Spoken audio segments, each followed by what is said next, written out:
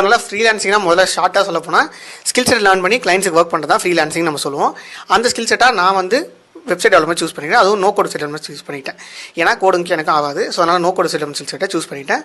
Coding knowledge இல்லாமல் professional வெப்சைட்டை commerce ஸ்டோர்ஸோ portfolio வெப்சைட்ஸோ எதுவாக இருந்தாலும் டெவலப் பண்ணி அவங்ககிட்ட கொடுத்துருது. இந்த கிளைண்ட் பார்த்தீங்கன்னா she is an author. Okay, அவங்க வந்து புக்கை லான்ச் பண்ணுற ஆத்தர். அவங்களுக்கான நிறைய புக்ஸை நான் லான்ச் பண்ண அவங்க வெப்சைட்ஸ்லாம் பில்ட் பண்ணி போயிட்டுருக்கு.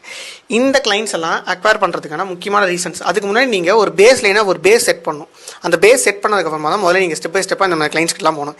எடுத்தவொடனே இந்த மாதிரி சப்போஸ் லைக் நான் சொன்ன மாதிரி இந்த $800 அரௌண்ட் 60,000 கிட்ட வரும்.